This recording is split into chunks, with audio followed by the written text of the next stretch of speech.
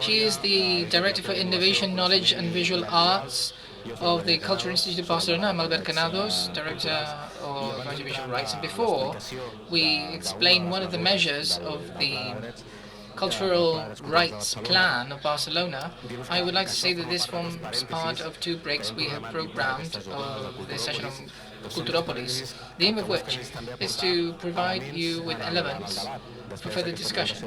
After, we will hold a discussion on the role of culture as part of the digital realm, that is digital rights. And this morning we had a presentation of a survey that was done for the very first time in 2019, a survey on cultural participation. This year, we can say this is the Cultural Rights Survey. In one way or another, it will be one of the resources or tools that Culturopolis would like to put on top of the table here in Barcelona for all institutions, interdependent projects and communities to moving forward with this implementation. Now, briefly, let me tell you that this forms part of the Cultural Rights Plan. This plan of Barcelona was presented in April 2021. And the aim of this plan, what this plan seeks, is to plan many of the topics that we are considering over these days at Culturopolis, also historically considered in the context of reflection on cultural rights.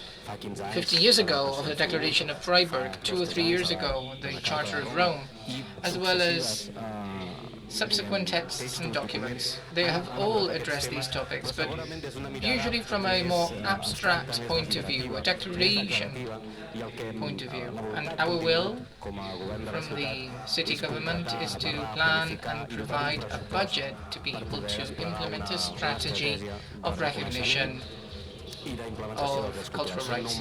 9 measures, 100 specific actions, and almost 70 million euros. In this implementation, there's a key issue, which is to extend the notion and describe the notion of cultural rights. We have spoken a lot about the right to access to culture, access without any discrimination of origin, class, and gender. And it is obvious that this plan very proactively compiles and deploys with certain ambition another important aspect, which is the right to cultural participation. There are 2 clear aspects here, and this has a direct link with this measure of digital rights. I'm referring to the right to participate by citizens at large. Everybody is the object or is entitled to participate in culture. So we need to spread out the resources and measures so that any citizen can take part and be the main protagonists of culture, as we said on Wednesday afternoon. But they should also take part in the rest of the city fabric under dignified conditions, which was mentioned in the previous panel. That's the bond between culture and employment. So there is a clear starting point, which is cultural policies must go beyond those policies that were intrinsically related with, or almost exclusively with, the policy of cultural sectors. These are also very important, but we need to go beyond. We need to commit to new relationships, new bonds between culture and employment, labor rights, labor law, culture and education, culture and science, culture and interculturality. We are a city, and I said so the first day, where 30% of the people living with us, not only were they born outside of the city, they were born outside of the state. So cultural policies should bear this in mind. The bond between culture and technology as a clear, useful element, as a tool to deploy this entire strategy. So, from this point of view, the digital culture is an absolutely essential element.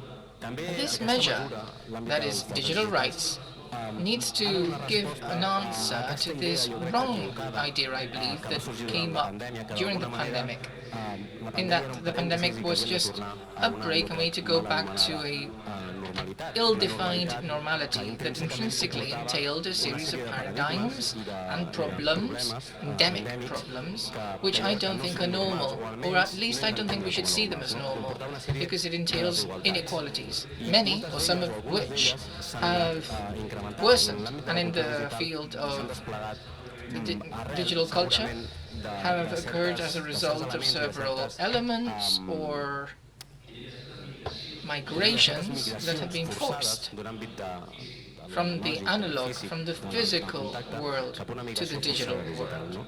It is obvious that this forced migration to the digital world has meant, and we must say so clearly, a strengthening of a certain centrality and concentration of the means of production and exhibition in the cultural arena, specifically in the digital realm. In the face of this, we should understand that when we speak or when we talk about digital culture, we are not only referring to those products that we can use or gain access to. We are also referring to a series of tools and paradigms that are much more related to social assets that, in one way or another, must ensure access to information and knowledge.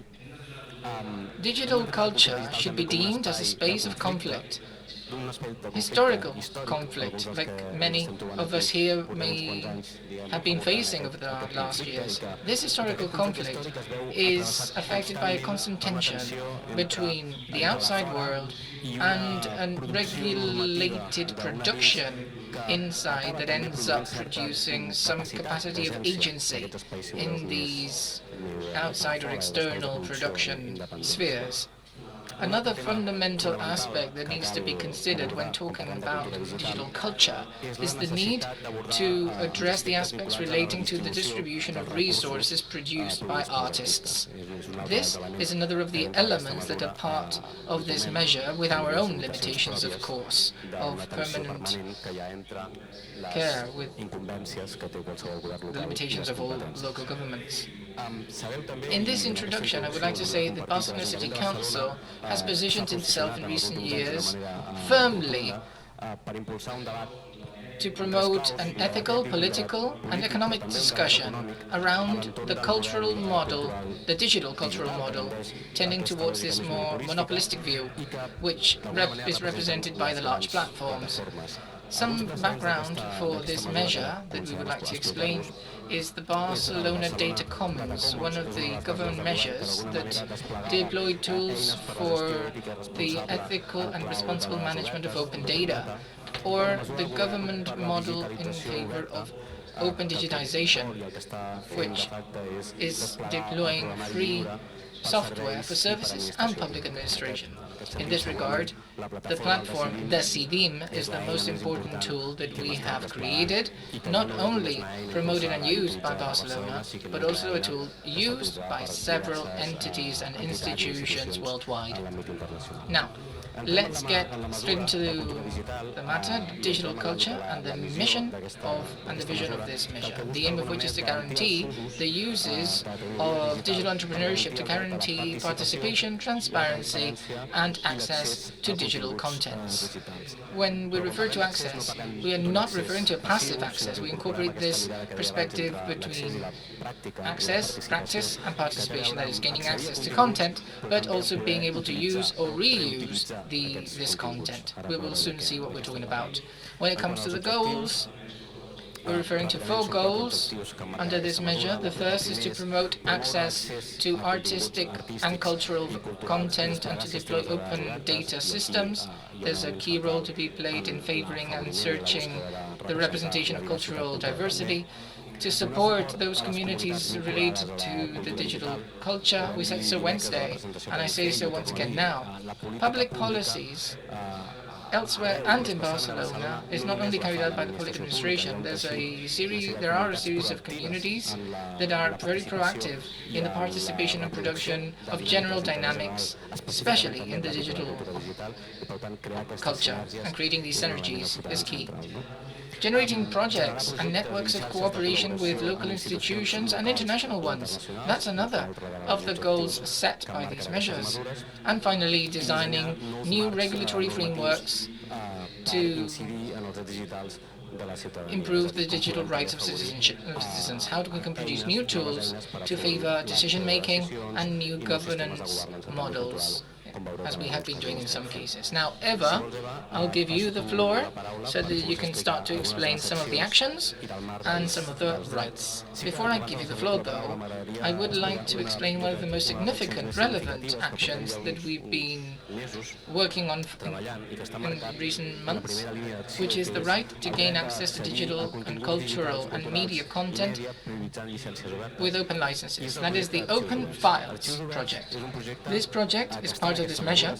It's probably one of the actions that has been mostly deployed as part of this measure, and it seeks to lend value to a central aspect that is very much related with the idea of open data, or the Open Glam, which is an international movement which seeks to open libraries, archives, files, and museums.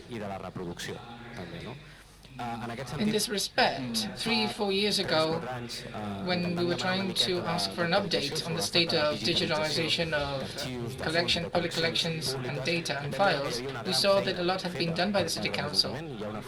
Hard work had been done in digitizing content, but not much had been done in the communication of these digitization efforts.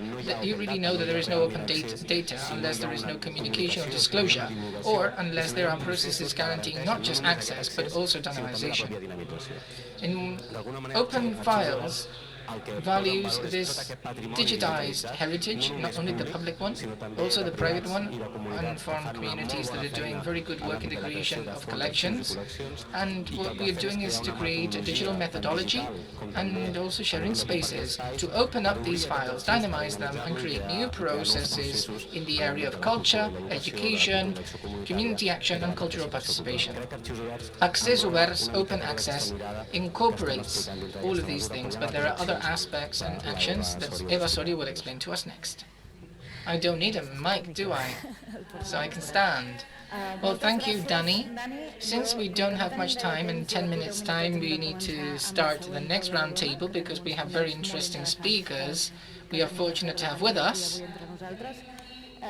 Here you can see some images with the actions that we have contemplated that incorporate these ambitious goals that Danny just explained. Could we move on to the next slide, please? Next. Right. Next. This is what Danny explained already. This measure will be available very soon. I would just like to add that in relation to open files, it is always important to keep in mind that first, there is access to digitized content, and after all cultural institutions and community institutions have also made a big effort in digitizing their content, we have the problem of that the problem that the chain of rights must be well formed, and oftentimes there's a lot of legal uncertainty to know if we can place all of this content that has been digitized online.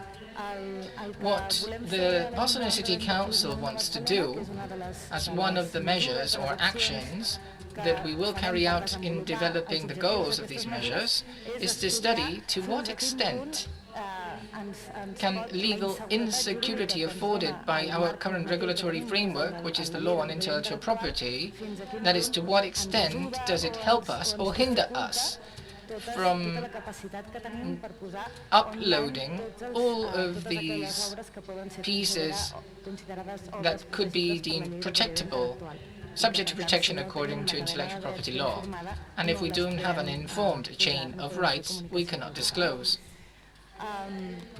This is one of the actions. Wherever states do not arrive, we, the cities, do want to.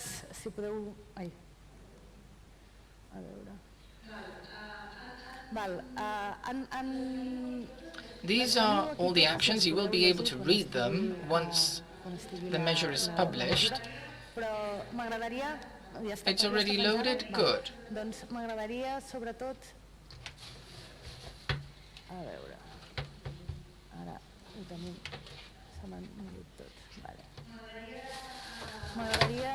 I would like to explain to you the Decidim platform. This platform was developed from the Canodrum and is being used by many cultural institutions from all over the world. This platform experiments with the new decision-making model and community decision-making model. It assists us in implementing new governance models for cultural spaces in the city. One of the actions that we have proposed is a pilot plan, and we'll see how it works. We would like to create a municipal digital platform of open code for experimentation with new audiovisual and transmedia formats. What does this mean? This means that those making content available should not have to go to the traditional platforms such as YouTube and the large media platforms that hold a monopoly for making available to the public the work. Municipal subsidies for digital culture include subsidies that we are improving year on year. These are the ICT subsidies for digital projects, for new media, VR, and projects that allow us to apply all of these technologies for learning purposes. Also, in visual arts, there is a subsidy for digital culture. And then there's another subsidy for democratic innovation. This is very important in the sense of doing shared governance between Barcelona City Council and the initiatives of cultural organizations, so that together we can have the right means ensuring this can work. Open files is something that we already mentioned. I think I'm going the wrong way round. Okay. The Municipal Charter on Digital Rights. Yesterday there was a workshop with the Quick Lab group, and we started to outline what the lines of action of this digital charter would be. In Catalonia and in Spain, they are already outlining charters of digital rights, the aim of which is to state what contents and what rights, which is what we will discuss in the next panel, what are the rights citizens have to these digital rights. The Observatory of Digital Rights is one of the things that we do at the ICUP, sometimes not seen, but it is an indispensable tool to be able to implement an improvement in public policies in digital culture. The open files, we already talked about that.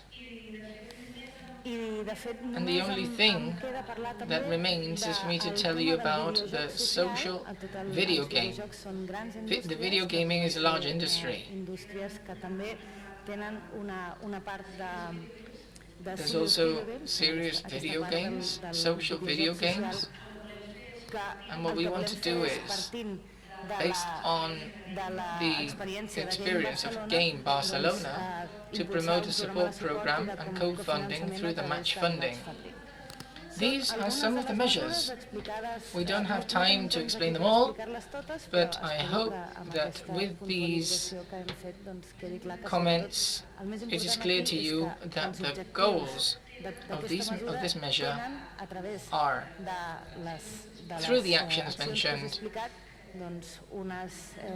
to implement things showing that our goals can be attained between 2022 and 2023. Now, very briefly, bearing in mind these actions, these are things that we are already implementing from the ICUP, from Barcelona City Council. and we believe this helps to open up the discussion for the next panel. So now, without any further ado, let's move on. Let's start with the next panel. Thank you very much.